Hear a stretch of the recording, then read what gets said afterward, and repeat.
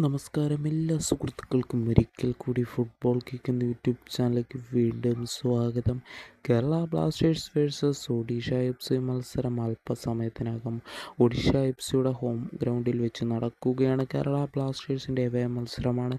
മത്സരത്തിന് മുന്നോടിയായി ബ്ലാസ്റ്റേഴ്സിൻ്റെ മികച്ച ടീമിനെ തന്നെ ലൈനപ്പിൽ പുറത്തിറക്കുമെന്നാണ് നമുക്കറിയാൻ സാധിച്ചിരിക്കുന്നത്. അഡ്രിൽ ലൂണ ഫസ്റ്റ് 11-ൽ ഇടം പിടിച്ചിട്ടുണ്ട് എന്നാണ് നമുക്കറിയാൻ സാധിച്ചിരിക്കുന്നത്.